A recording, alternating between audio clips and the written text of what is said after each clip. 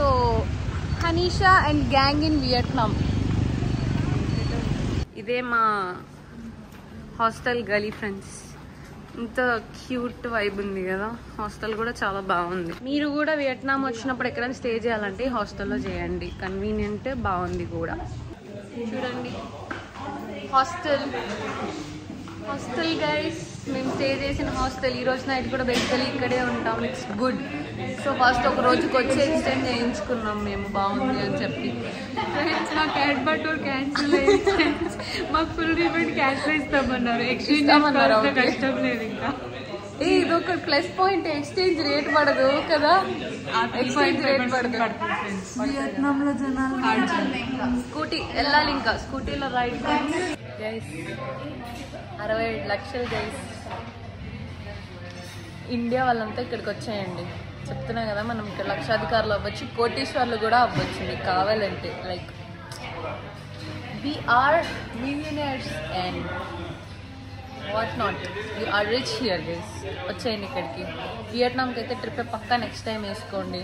It's like ఇది affordable country basically. మనకి flight tickets కొంచెం ఎక్కువ అవుతాయి, కానీ ఇక్కడికి వచ్చిన తర్వాత అయితే ఫుడ్ 200తో, షాపింగ్ చేసినా కానీ 600-700తో మ్యాక్స్. మనం బేర్ మాడితే ఇంకా తక్కువ.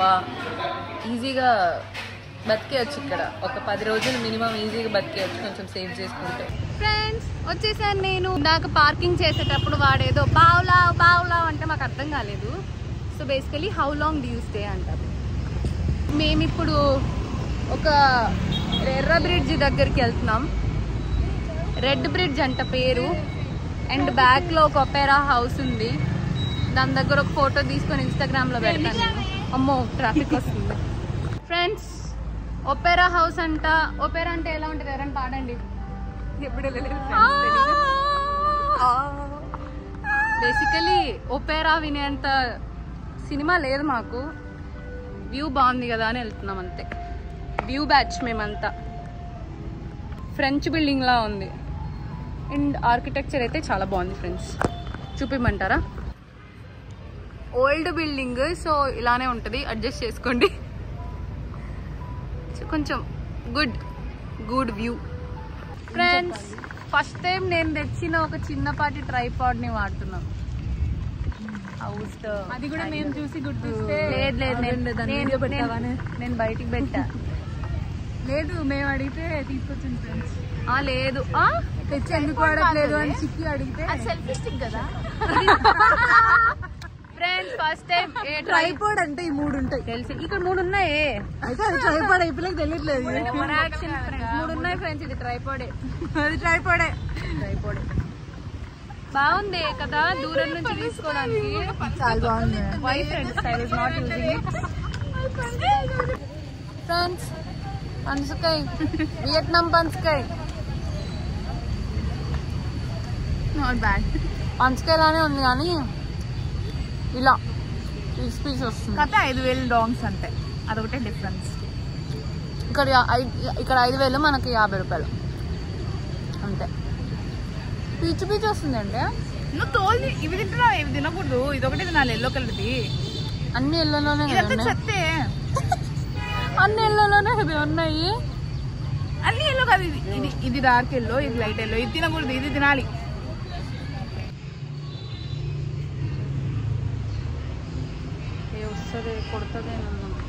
వియట్నాంలో సినిమా థియేటర్ ఇలానే ఉంటుంది friends. Vietnam cinema theatre. Friends Vietnam మనుషులు. ఫ్రెండ్స్ మా వియట్నామీస్ ఫ్రెండ్స్. హాయ్.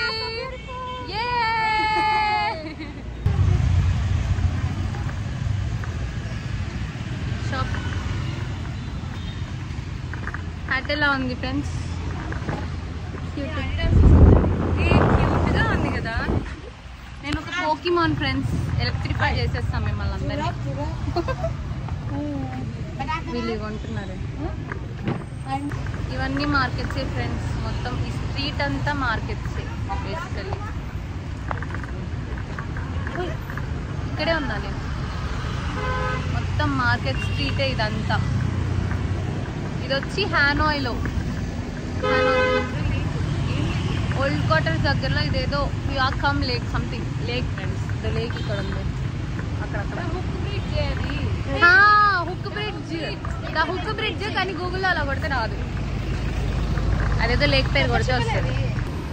ఇవి ఎంత క్యూట్గా ఉన్నాయి కదా. సౌండ్ కూడా చాలా బాగా వస్తుంది ఫ్రెండ్స్. లైక్ ఇది ఒక వియట్నామీస్ కోకోనట్ హ్యాట్ లాగా. ఇవిలో అయితే పెద్దవి కానీ ఇవి తీసుకుపోలేము కాబట్టి బేసికలీ ఇవి తీసుకుంటున్నాను. సోవెనియర్స్ లాగా చాలా బాగుంటాయి.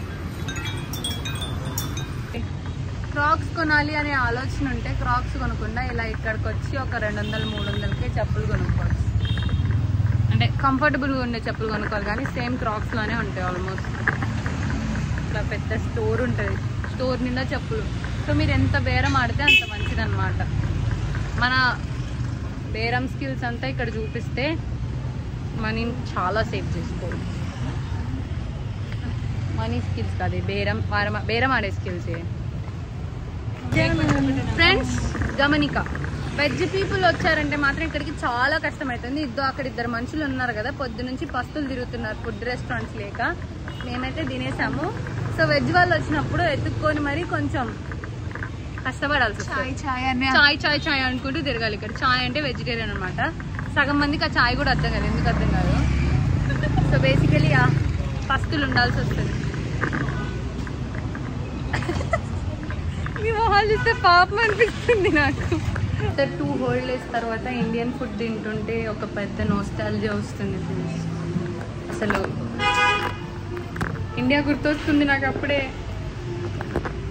2 డేస్కి ఇండియా గుర్తొస్తుంది. ఫ్రెండ్స్ ఫస్ట్ టైం స్పాకి వచ్చాము. ఫుట్ మసాజ్ చేయించుకుంటున్నాం ఫ్రెండ్స్. Very excited. మీ వ్యూ చెప్పండి ఫస్ట్ టైం ఫుట్ మసాజ్కి. ఎక్సైటెడ్